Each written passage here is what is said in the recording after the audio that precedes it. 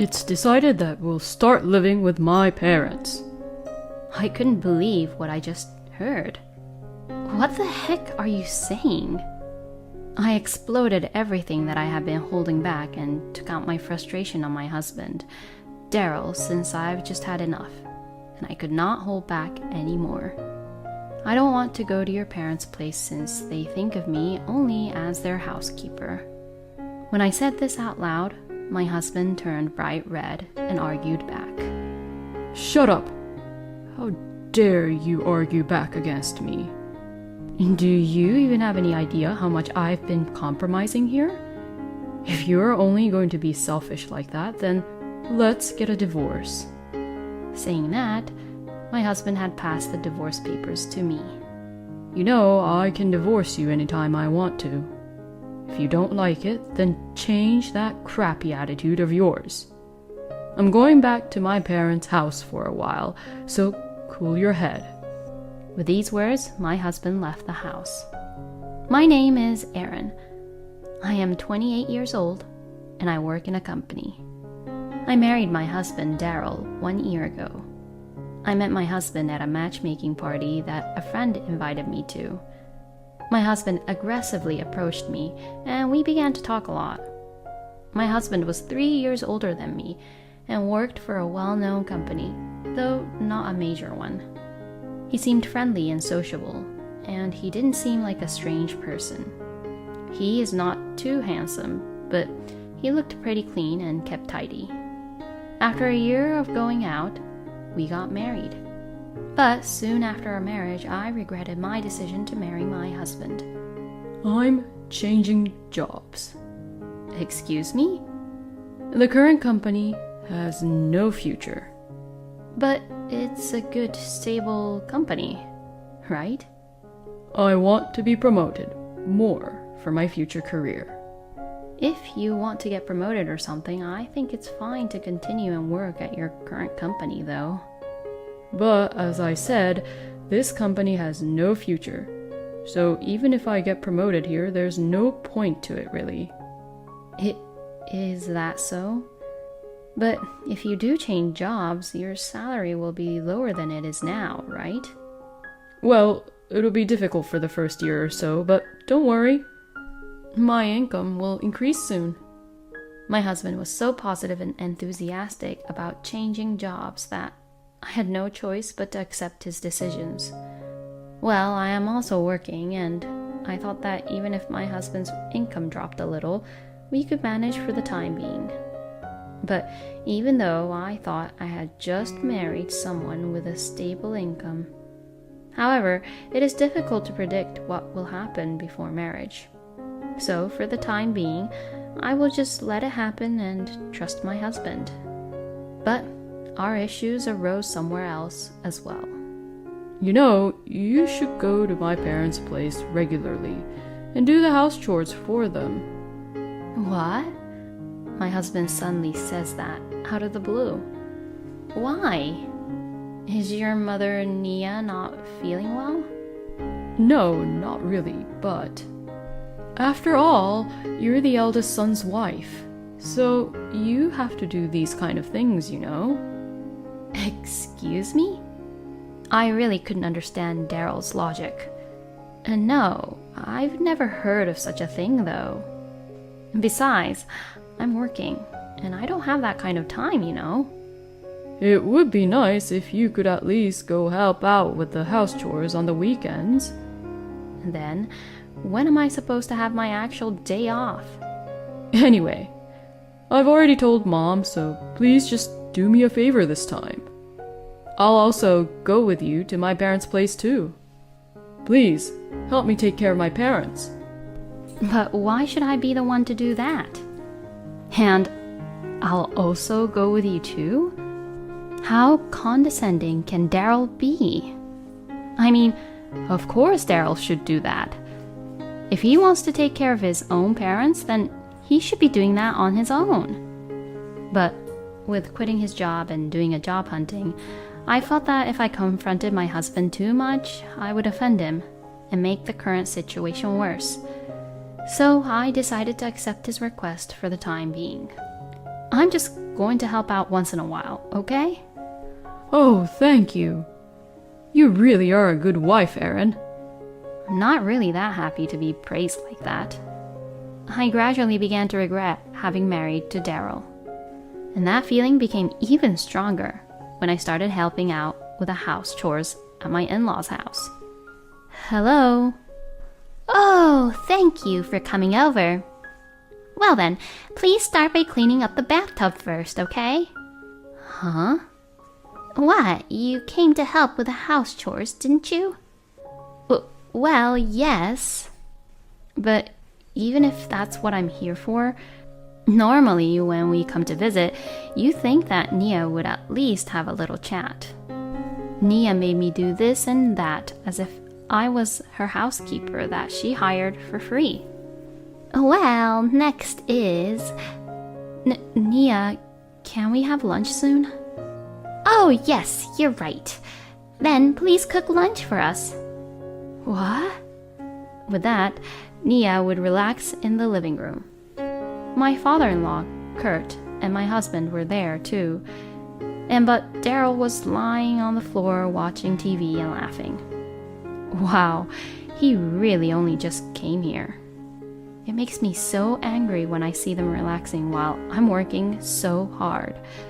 If Daryl was just going to be like this, then I wish that he didn't come here with me. After I finished cooking lunch, my in-laws came to the table. Everyone ate without saying anything about the food and watched TV. I mean, they could have at least given me a little feedback about how it tasted. Cooking for 4 people is a lot of work, you know. But none of the in-laws said anything, not even thanked for the food. And they finished eating and went back to the sofa in front of the TV. After you wash the dishes, please clean the yard. I guess I really am their housekeeper. In the end, from the time we arrived at my in-laws' house in the morning until the evening, I was forced to do all the house chores at my in-laws' house. When my husband yawned on the car ride home, I thought I was going to strangle him. Why the hell was he even tired? He was just lying down and watching TV all day, wasn't he?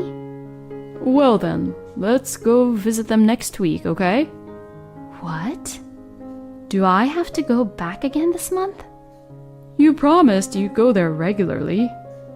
You'll have to go every other week or so to clean the yard and take care of other things around my parents' house. I've been trying to compromise with my parents too, you know. They actually want you to come every week. No way. I will never go there every week. I'm not your parents' housekeeper, you know. There's no way I could visit them that frequently. But you promised me. Are you trying to break the promise? I didn't expect to do such a tremendous amount of house chores, you know. Then just once a month. Wow. Daryl's just selfish. And that's endless, huh? But it seemed that my husband would never give in to further arguments. So I agreed to go to my parents-in-law's house to help out with the house chores on the condition that it be done once a month. After that, my frustration with my husband continued to build up. But I didn't want a divorce right away. We had been married less than 6 months at this point. Even though we are husband and wife, we are still strangers to each other. So we need to understand each other and try to work it out and compromise a bit more. I tried to meet my husband's requests as best as I could. But I also tried to speak up when he was being unreasonable. I believe that by speaking up each time, my husband would gradually come to understand my feelings and thoughts. And now 1 year passed since we got married. But the situation did not change much. Rather, I became depressed than before. My husband's salary remained the same, and he was the one who said that his income would increase in no time. And the same goes for helping out at my in-laws' house. My in-laws seem to think it's just normal for me to help them So they say, "Well, please do it," and even leaves me on my own at their home on a trip. I don't know if it's on purpose, but whenever I go to clean their house, there is always an unbelievable amount of laundry. My husband would say, "I'm staying at home." and he doesn't even come over to my parents-in-law's house anymore when I go there. I felt extremely frustrated and wondered why I had to clean someone's house on my day off when no one was at home. Some might say that if there's no one to watch over you, why don't you just skip it? But when Nia comes home, she checks everything and gets extremely angry if she finds even the slightest thing wrong. My husband is still the same, and my life has not changed one bit, but rather it has gotten worse. When the word divorce began to cross my mind, my husband says something outrageous. "It's decided that we'll start living with my parents. At the earliest, we'll move in with them by the beginning of next month." I couldn't believe what I just heard. Excuse me? What the heck are you saying? Because that's convenient, isn't it? Convenient for what? You can focus on house chores. Plus, you used to help out a lot, so you're used to doing house chores in that house, right? It doesn't cost you rent too, so it's only an advantage. No, it's only a disadvantage for me. I exploded everything that I had been holding back and took out my frustration on my husband, Daryl, since I've just had enough and I could not hold back anymore. You are so selfish. You didn't even ask me if I wanted to live with your parents, but you decided it on your own? You don't even listen or try to ask for my opinion? Besides, it's not like I was helping your parents out with the house chores. It's more like I was doing all their house chores for them. I don't want to go to your parents' place since they think of me only as their housekeeper. And what you said about your salary going up is just ridiculous. Who said that your salary would increase in a year? It's not increasing at all. If I continue like this and keep on believing your convenient words, then I can't keep on going on like this anymore. When I said this out loud, my husband turned bright red and argued back. "Shut up! How dare you argue back against me? Do you even have any idea how much I've been compromising here? If you're only going to be selfish like that, then let's get a divorce." Daryl said angrily and left the house. And about 2 hours later, he got back home, but he was smirking at me. "I'm being serious, you know." Saying that, my husband had passed the divorce papers to me. My husband has signed all his parts. I guess it seems like he also showed this to his parents already. "You know, I can divorce you anytime I want to. If you don't like it, then change that crappy attitude of yours. I'm going back to my parents' house for a while, so cool your head." With these words, my husband left the house. I thought to myself, perfect, I'm going to submit this, and immediately went to my parents' house to tell them about it and file the divorce papers. I had been complaining to my parents about my husband and in-laws for some time, so they immediately agreed to the divorce. I decided to pack up my belongings and get ready to leave home. It took me longer than I thought to sort out the things I had bought during my marriage and the things I had bought when I was single. Still, I managed to get everything ready in between while I worked. I temporarily left my belongings at my parents' house and was looking for a room to live alone when my ex-husband suddenly barged in on me at my parents' house. "Hey, what the hell does this note mean?" I mean exactly what it says on the note. Do you not know English? "Stop kidding around. What do you mean I submitted the divorce papers? Why did you even do that without my permission?" Without your permission? You're the one who said I can divorce you anytime I want, right? "That was just a threat." A threat? You threatened my daughter? Oh, no. It was a figure of speech. Rather than a threat, I was just saying it as my opinion. My ex-husband is weak against my father. My father is 6 foot tall, very fit and a bodybuilding expert who used to compete in national bodybuilding tournaments. My ex-husband, who is as thin as a bean sprout, would probably be thrown off if my father even touches him. Anyway, I don't approve of the divorce. I don't care if you do or not, because our divorce is finalized, so we're strangers now. Don't be ridiculous. If you're going to get away with that kind of selfish way to get a divorce, I'll go ahead and sign the marriage papers on my own. I'm not signing anything like that, okay? Besides, if you do that, then I'll lawyer up and sue you. Sue? What? I'm going to take you to court, and I'll prove to everyone how condescending and selfish you are, along with your parents on how they treated me, and fight until I get a divorce from you. No way. And if you keep on staying here, I'm going to call the police, okay? Police? Please, don't do that. My husband left as if he was running away, frightened. Wow, how pathetic can he be? Why did I marry such a person like Daryl? Later on, thanks to my father's presence and the pressure he put on my ex-husband, I was able to receive my share of the property with very favorable terms.